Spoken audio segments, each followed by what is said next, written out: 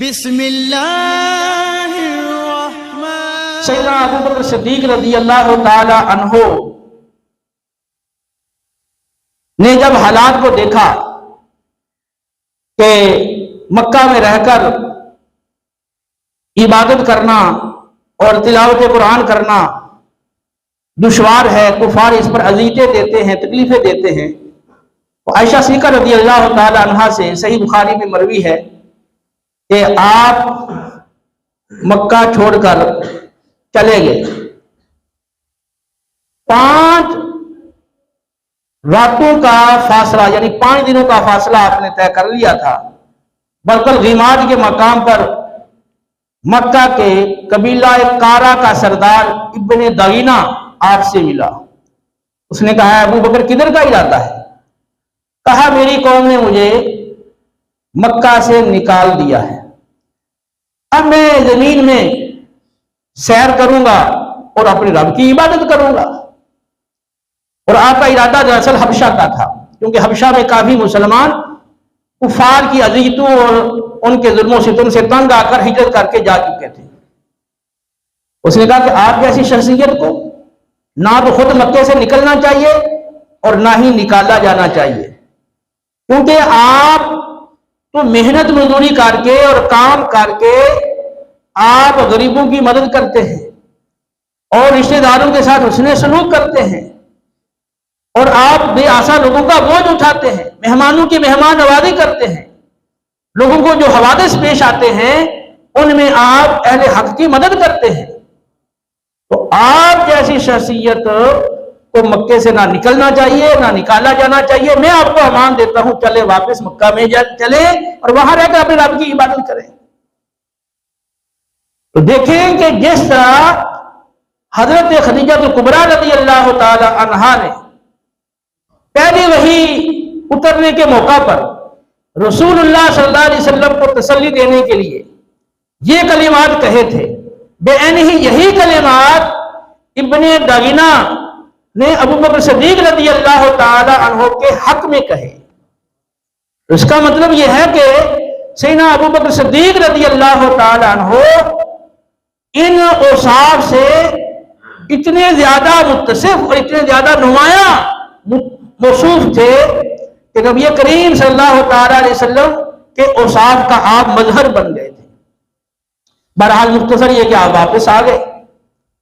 इब्ने दगीना ने अहले मक्का के सरदारों से बात की और कहा कि अबू बकर तो ऐसा शख्स है जिसको ना निकलना चाहिए ना निकाला जाना चाहिए, इसके अंदर तो ये आला किस्म के औसाफ पाए जाते हैं।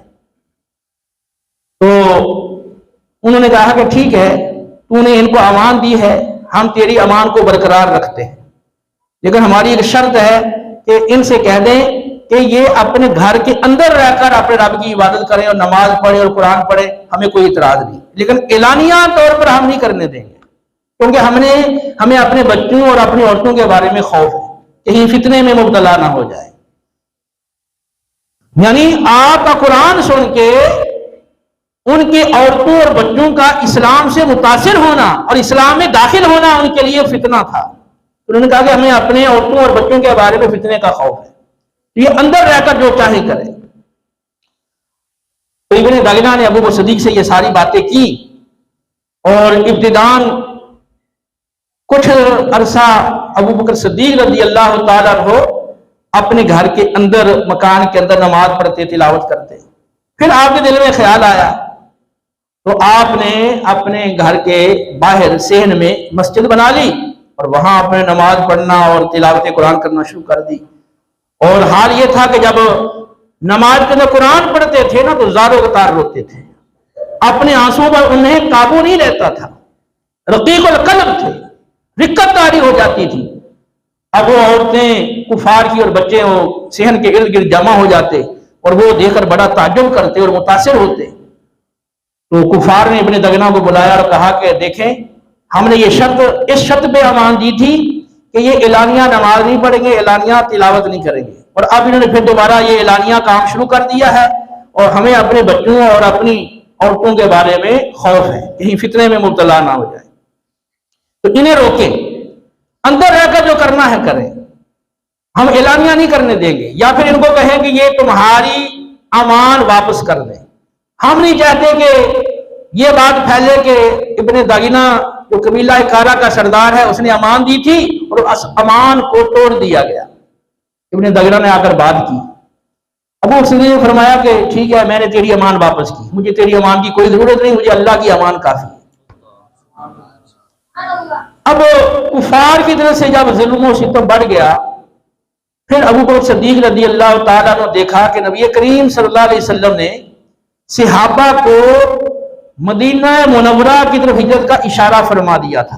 बुखारी में मौजूद है, आपने फरमाया था कि मुझे तुम्हारी हिजरत की जगह दिखा दी गई है, वो दो पथरीले टीलों के माबैन शोर वाली नमकीन जमीन है और वहां खजूरें कसरत से हैं।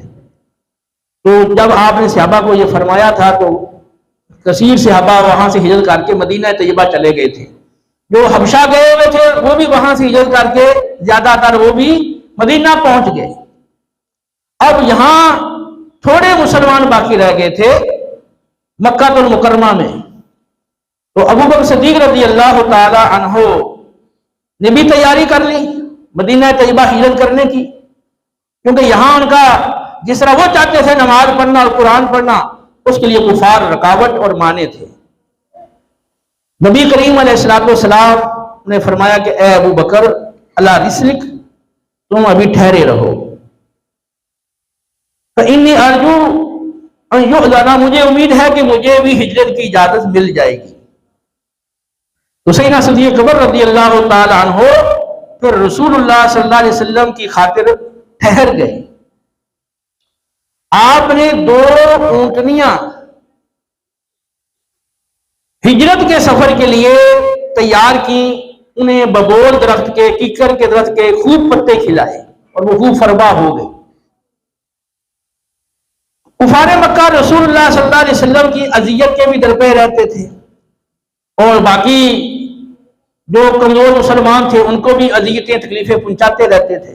बुखारी की हदीस है, उर्वा बिन जुबैर ने अब्दुल्ला बिन अमर इब्न आस रज़ी अल्लाह तआला अन्हु से कहा कि आप मुझे ये बताएं, रसूलुल्लाह सल्लल्लाहु अलैहि वसल्लम के साथ अहले मक्का ने सबसे बुरा सलूक कौन सा किया? तो अब्दुल्ला ने कहा कि मैं खाना काबा में मौजूद था, रसूलुल्लाह सल्लल्लाहु अलैहि वसल्लम खाना काबा के पास नमाज पढ़ रहे थे। इसी दौरान उक़बा बिन अबी मुआयत आया और उसने आप सल्लल्लाहु अलैहि वसल्लम का दौरान नमाज कंधा पकड़ा और अपनी चादर उसने आपके गर्दन में डाली और फिर फखाना का खनकन शदीदा, उसने पूरी कुव्वत और जोर से और शिद्दत से आपके गले को दबाया और गला घूंट दिया। इतने में अबू बकर सिद्दीक रज़ी अल्लाह तआला अन्हु वहां पहुंच गए और आपने उसको धक्का देके पीछे हटाया और आपने सूरतुल मोमिन की ये आयत मुबारका उस वक्त तिलावत फरमाई, अतक़्तुलूना रजुलन अन यक़ूल रब्बी अल्लाह वक़द जाअकुम बिल बय्यिनाति मिर रब्बिकुम, क्या तुम एक मर्द को सिर्फ इस वजह से कत्ल करना चाहते हो कि वो कहता है कि मेरा रब अल्लाह है और वो तुम्हारे पास तुम्हारे रब की तरफ से रोशन दलाइल भी लेकर आया है। नबी करीम सल्लल्लाहु अलैहि वसल्लम ने 12 मरतबा आप सल्लल्लाहु अलैहि वसल्लम को तकलीफें दी, अज़ियतें पहुंचाई और सैयदना अबू बकर सिद्दीक रज़ी अल्लाह तआला अन्हु आपका दिफा करते रहे। फिर बिल आखिर कुफारे मक्का ने जब देखा कि काफी मुसलमान हिजरत करके मदीना चले गए हैं, हबशे वाले भी मदीना पहुंच गए हैं, अब ये थोड़े से रह गए हैं, तो अब उन्होंने ये समझ लिया कि अब ये मोहम्मद यानी सल्लल्लाहु अलैहि वसल्लम आप भी अब चले जाएंगे हिजरत करके, तो अब ये इकट्ठे हो जाएंगे तो इनकी तो एक ताकत बन जाएगी।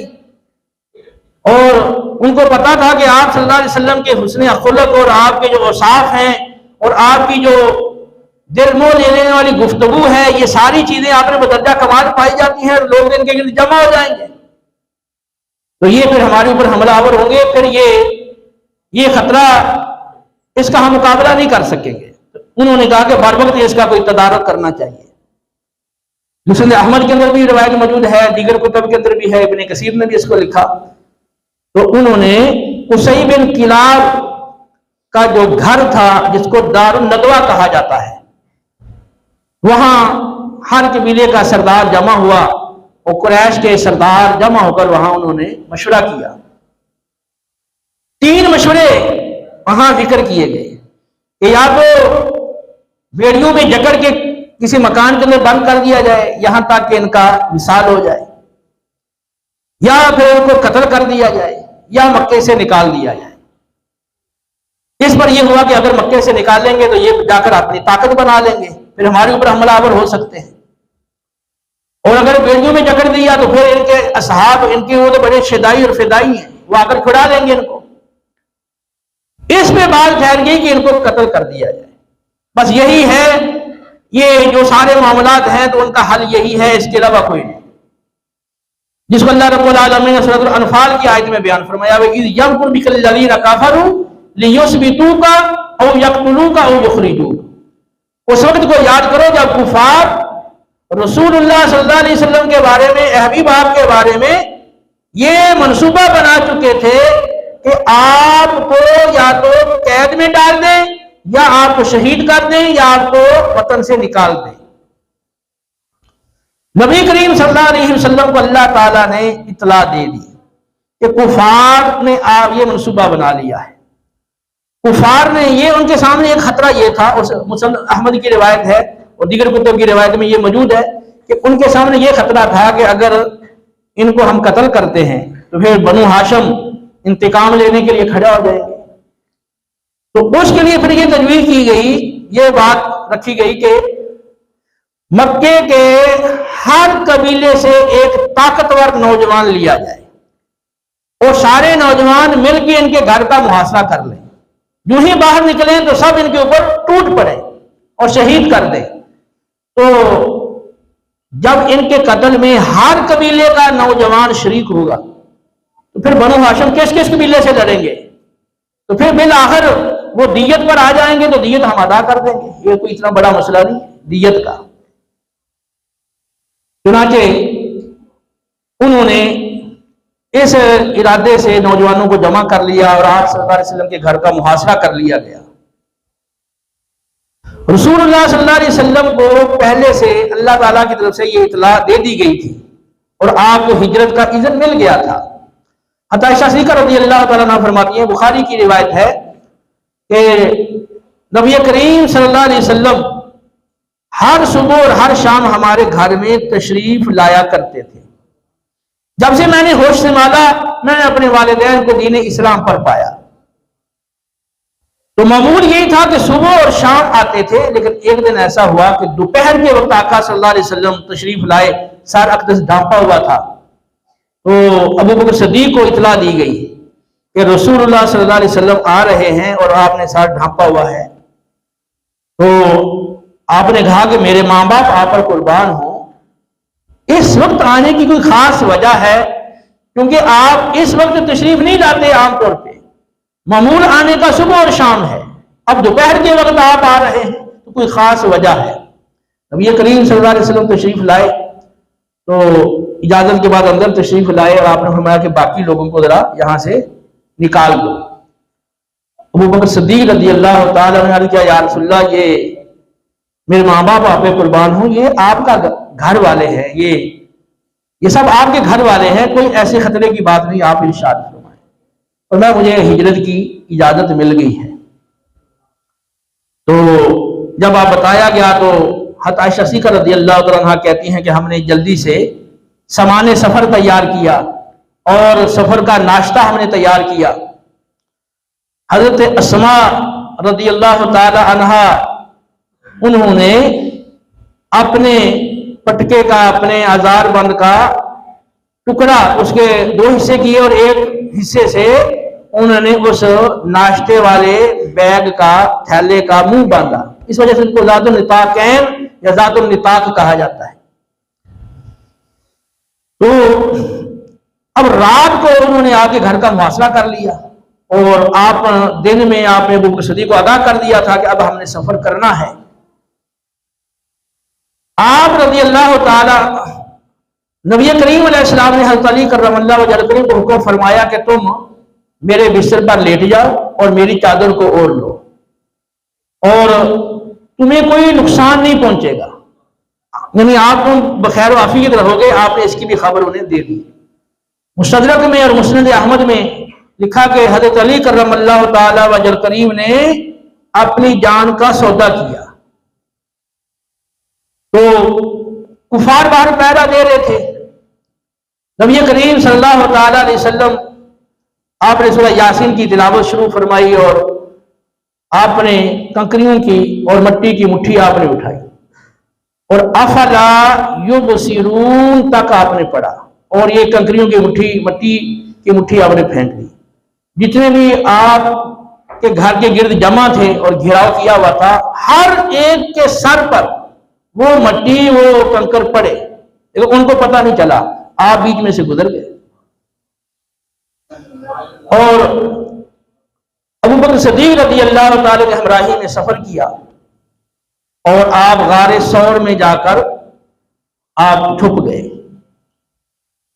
अब मदीना शरीफ तो शिमाल की तरफ था और आपको मालूम था कि कुफार हमारा ताक़ब करेंगे, पीछा करेंगे, तो इसलिए आपने मदीने की तरफ सफर शुरू नहीं किया, शुमाल की तरफ सफर नहीं किया, बल्कि उसके उल्टे जुनूब की तरफ सफर किया। 5 मील फासला तय करके गारे सौर में पहुंच गए। फिर मुख्तलिफ रिवायात हैं, सैयदना सिद्दीक़ अकबर रज़ी अल्लाह ताला ने उस गार की सफाई की और फिर आका अलैहिस्सलाम को आगे बुलाया अंदर।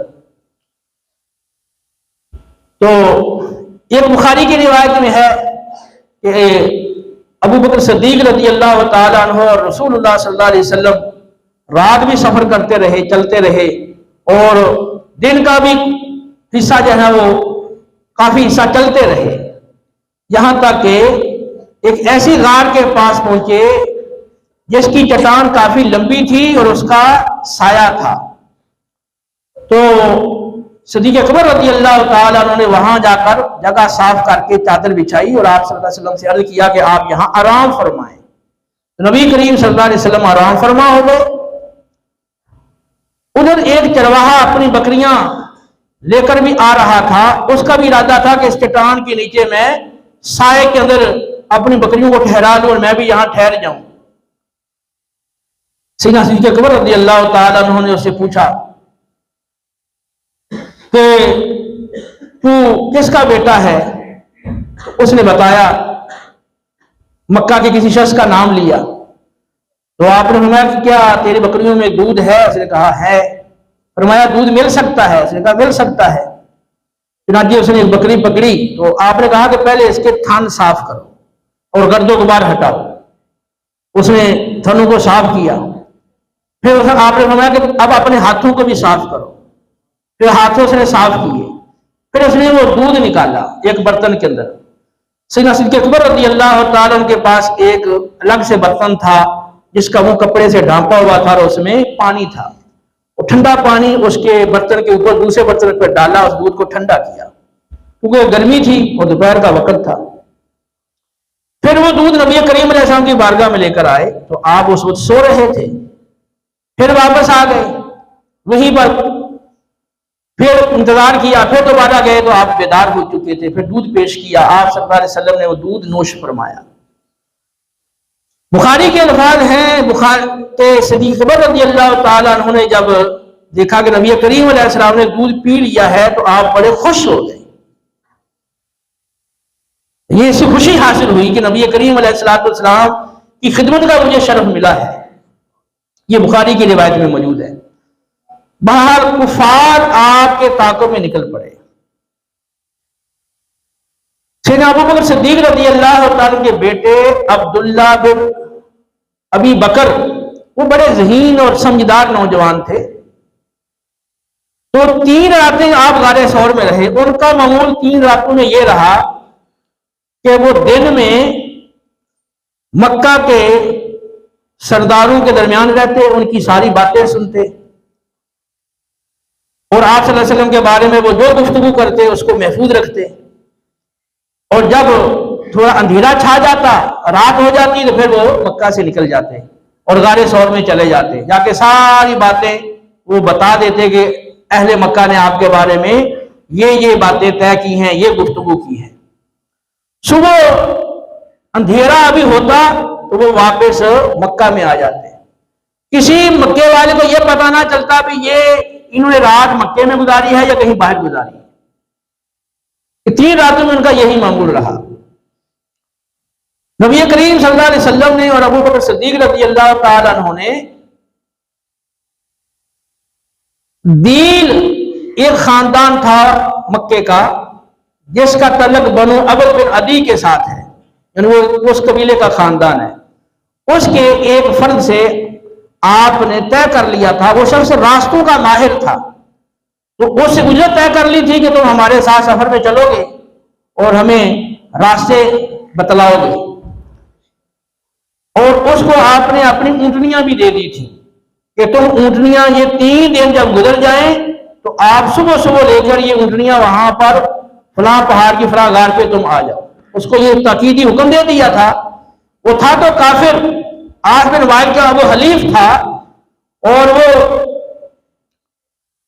कुफार कुरैश के दीन पर था, लेकिन आप सल्लल्लाहु अलैहि वसल्लम को और अबू बकर रज़ी अल्लाह अन्हु को उस पर एतमाद था जो हमारा राज जाहिर नहीं करेगा। चुनाचे जब तीसरा दिन हुआ तो वो पूरे टाइम पर वो वहां पर ऊंटनियां लेकर पहुंच गया था। सैयदना अबू बकर सिद्दीक रज़ी अल्लाह तआला अन्हु के मौला आमिर बिन फुहैरा, आपके आजाद करदा गुलाम आमिर बिन फुहैरा, ये दूध वाली बकरियां चराया करते थे। इनका भी 3 रातों में यही मामूल रहा कि ये बकरियां चराते रहते। जब अंधेरा हो जाता, रात का कुछ हिस्सा गुजर जाता, तो ये बकरियां लेकर गारे सौर के पास आ जाते और वो दूध नबी करीम अलैहिस्सलाम को पेश करते, अबू बकर सिद्दीक रज़ी अल्लाह अन्हु को पिलाते और ये 3 रातें दूध पर गुजारा रहा। और सुबह अभी अंधेरा ही होता तो वो बकरियां लेके वहां से निकल जाता। ये भी बुखारी की रिवायत में मौजूद है। जब 3 दिन हो गए तो दील खानदान का वो शख्स ऊंटनियां लेकर वहां पहुंच गया। अब कुफार ने बड़ी इस दौरान आपको तलाश करने की कोशिश की और मक्का के इर्द गिर्द तमाम इलाके उन्होंने छान मारे और फिर वो निशाने कदमों के निशानात जो पहचानते हैं, जिनको खोजी कहा जाता है, उसके जरिए से उन्होंने एक शख्स को उजरत पे लिया था और वो आपके कदमों के निशान देखता देखता वो गारे सौर पर ले आया था उन कुफारे मक्का को। अब आगे आके उनको पता नहीं चला कि आप अंदर दाखिल हुए हैं, आगे चले गए हैं या ऊपर चढ़ गए हैं। वो लोग गारे सौर के ऊपर चढ़ गए, इधर उधर देखते रहे। बुखारी मुस्लिम की हदीस में तस्रीह है, अबू बकर सिद्दीक रज़ी अल्लाह तआला अन्हु ने जब देखा कि ये तो गार के सामने चल फिर रहे हैं, उनके कदम नजर आ रहे थे, तो खदशे का इजहार किया, या रसूल अल्लाह ये तो हमारे सर पर आ गए हैं। तो नबी करीम सल्लल्लाहु तआला अलैहि वसल्लम ने फरमाया कि ए अबू बकर ला तहज़न इन्नल्लाह माना, गम मत करो, अल्लाह हमारे साथ है। तो उनकी गुफ्तगू, उनकी आवाजें भी इन हजरात को गारे सौर के अंदर सुनाई दे रही थी। वो मुंह तक पहुंच गए, लेकिन आगे अल्लाह रब्बुल आलमीन ने ऐसा उनके दिल में बात डाल दी कि उन्होंने आगे आने की जरूरत नहीं की। मुस्लिम अहमद की रिवायत में है कि मकड़ी ने वो जाला तन दिया था और बाकी और रिवायात हैं, लेकिन वो इतनी मोतबर नहीं है असनाद के लिहाज से, इसलिए मैंने कोशिश की कि सिर्फ बुखारी की रिवायात आपके सामने रखूं। फिर वहां से जब सफर शुरू हुआ तो जिसको रास्ता बतलाने के लिए उजरत पर लिया था वो साहिल के किनारे से लेकर आपको निकल गया। अबू बकर सदीक रज़ी अल्लाह तआला अन्हु और जो आपके गुलाम थे आमिर बिन फुहैरा रज़ी अल्लाह अन्हु वो भी साथ थे, और नबी करीम सल्लल्लाहु अलैहि वसल्लम भी साथ थे। ये हजरात वहां से जब निकले तो कुफार ने ऐलान कर दिया 100 ऊंट का कि अबू बकर सिद्दीक और रसूलुल्लाह सल्लल्लाहु अलैहि वसल्लम दोनों में से हर एक की 100 ऊंट कीमत मुकर्रर की गई कि जो इनको गिरफ्तार करके लाए या इनको शहीद कर दे तो 100 ऊंट इनाम मिलेगा। अब लोग इस इनाम के लालच में निकल पड़े। सुराका बिन मालिक कहते हैं, बुखारी की रिवायत है, कहते हैं कि मैं अपनी कौम मुदलिज कौम के दरमियान बैठा हुआ था। किसी शख्स ने आकर बताया कि ऐ सुराका, साहिल के किनारे मैंने कुछ अफराद को जाते हुए देखा है और मेरा ख्याल यह है कि वो मोहम्मद और उसके असहाब है। सुराका कहते हैं कि मैं समझ गया कि बात इसकी ठीक है, लेकिन मेरा ये ज़हन था भी मैं ही इनाम हासिल करूं, कोई दूसरा इसमें शरीक ना हो। इसलिए कहने लगा कि नहीं, वो तो फलां लोग थे जो अभी से यहां से गुजर कर गए हैं, तुमने फलां लोगों को देखा है, वो मोहम्मद और उनके सहाब नहीं है, तुम्हें ऐसे मुगालता हुआ है। थोड़ी देर बैठा रहा मजलिस के अंदर, फिर वो उठ के निकला, अपने घर गया, अपनी बांदी को लौंडी को कहा भी ये मेरा घोड़ा लेकर ना फलां टीले के पीछे चली जाओ, मैं वहां आता हूं और आकर फिर घोड़ा तुमसे लूंगा। फिर अपने घर के बैक साइड से वो बाहर निकला ताकि किसी को पता ना चले कि मैं मोहम्मद के पीछे जा रहा हूं, उनके साहब के पीछे जा रहा हूं, कि कोई और भी आ गया तो इस नाम में मेरा शरीक हो जाएगा। नेजा उठा लिया और नेजे को भी फिर यूं सीधा नहीं पकड़ा ताकि लोग देख के कहीं ये शक ना करें भी ये उधर जा रहा है। तो नेजे की नोक जो है वो नीचे जमीन पर ऐसी उसने जैसे लकीर खींच रहे हैं यूं उसने लगाई, ऊपर से नेजे को छुपा लिया, किसी को पता ना चले भी ये नेजा लेके जा रहा है किसी काम के लिए। वहां टीले पे पहुंच गया, बांधी उसकी घोड़ा लेके खड़ी थी, घोड़ा लिया उसने, फिर तेज दौड़ाया उसने, और वो जब करीब पहुंच गया अबू बकर सिद्दीक रज़ी अल्लाह तआला के, या रसूलल्लाह ये तो आप हमारे पीछे आ पहुंचा है। आपने फिर फरमाया कि अबू बकर ला तहज़न इन्नल्लाह माना, गम मत करो, अल्लाह हमारे साथ है। तुम्हारा उसके बारे में क्या ख्याल है, जो ये जो दो हम फर्द हैं इनके साथ जो तीसरा है वो अल्लाह है, तो उसके बारे में तुम्हारा क्या ख्याल है। तो बहरहाल जब वो करीब पहुंचा तो घोड़े ने ठोकर खाई, घोड़ा भी गिर गया, आप भी वो गिर गया। फिर उसने उठ के ना वो अपने तुर्किश दान से एक तीर लिया और फाल निकाली कि यो मैं जिस मामले में जा रहा हूं इनको पकड़ने के लिए, इसमें मैं कामयाब होऊंगा या नहीं होऊंगा। तो तीर से फाल निकाली तो फाल में यही आया कि ये काम तो नहीं कर सकता, ये तेरे लिए नुकसानदेह काम है। लेकिन उसे कहा कि मैंने फिर उसकी परवाह नहीं की, वो इनाम का लालच था, उसे कहा शायद मैं इनाम पा लूं। फिर बैठ गया घोड़े को, फिर घोड़े को दौड़ाया। अब वो इतना करीब पहुंच गया कि नबी करीम अलैहिस्सलाम की तिलावत की आवाज उसको सुनाई दे रही थी। जब इतना करीब पहुंच गया तो घोड़ा, फिर अबू बकर सिद्दीक रज़ी अल्लाह अन्हु, आपको फिक्र थी, और ये भी मुस्लिम अहमद की रिवायत में है कि अबू बकर सिद्दीक रज़ी अल्लाह तआला अन्हु ने रोना शुरू कर दिया।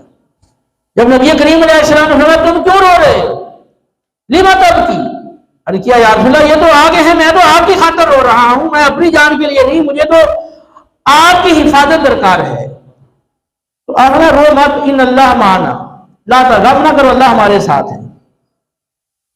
तो जब वो इतना करीब पहुंच गया कि तिलावत की आवाज सुनाई दे रही थी तो यकदम उसका घोड़ा घुटनों तक जमीन में धंस गया। फिर उसने अपने घोड़े को उठाने की कोशिश की और उसको चलाने की कोशिश की, वो मुश्किल, बड़ी मुश्किल से वो घोड़ा उठा, लेकिन वो पांव अपने बाहर नहीं निकाल पा रहा था, और उसके पांव के सामने से एक गर्दो गुबार उठी और आसमान तक ऐसे गर्दो गुबार का धुआं छा गया। फिर दोबारा उसने वो फाल निकाली और फाल में फिर वही आया कि ये काम तेरे लिए मुज़र है और ये तू काम नहीं कर सकता। फिर उसने आवाज दी नबी करीम अलैहिस्सलाम को और कहा कि आप लोग ठहर जाएं और मेरी तरफ से आपको अमान है, मैं किसी किस्म का आपको नुकसान नहीं पहुंचाऊंगा, मेरा आपसे वादा है। फिर वो आप सल्लल्लाहु अलैहि वसल्लम की बारगाह में हाजिर हुआ, आप ठहर गए और उसने आपसे अर्ज किया था, जब वो धंस गया था तो उसने आपके दुआ के लिए कहा था कि आप मेरे लिए दुआ करें, मुझे अल्लाह ताला इस मुसीबत से नजात दे दे तो मैं आपकी हिफाजत करूंगा, जो भी आपके पीछे आने वाले लोग हैं उनको मैं रोक दूंगा।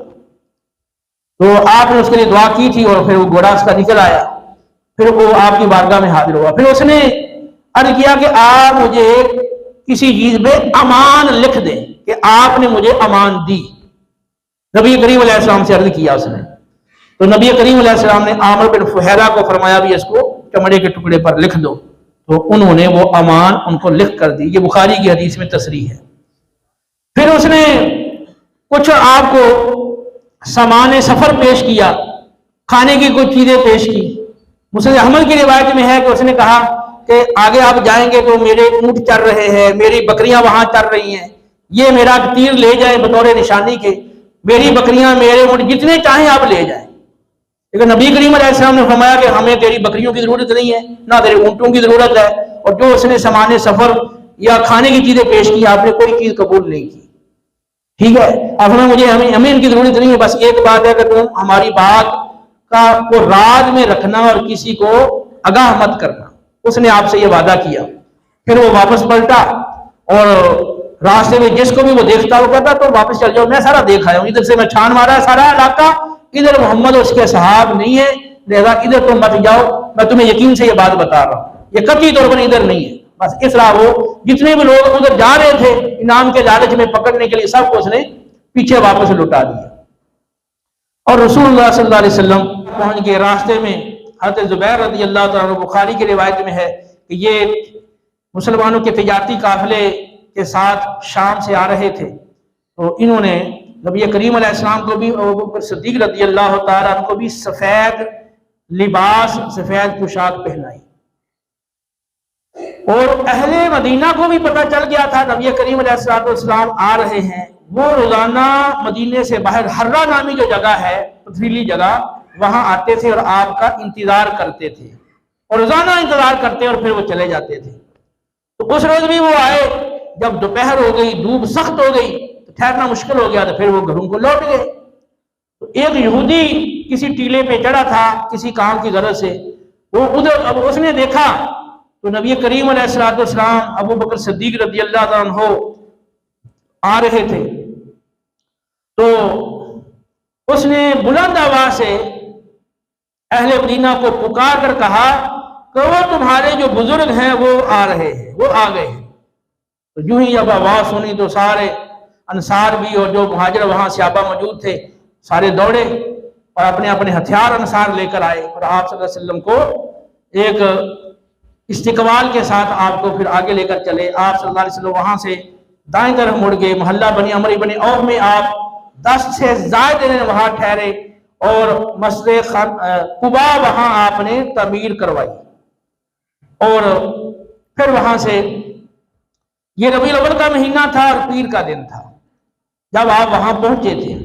और फिर वहां से आप 10 दिन से कुछ ज्यादा दिन ठहर के फिर आप मदीना की तरफ चले और जुम्मतुल मुबारक का दिन था। और फिर आपकी ऊँटनी वो मस्जिद नबवी वाली जगह पे जाके बैठ गई। ये भी बुखारी की हदीस में तसरीह है। तो जब वो मस्जिद नबवी वाली जगह पर जाके बैठ गई तो आपने फरमाया कि यही हमारी क़यामगाह होगी।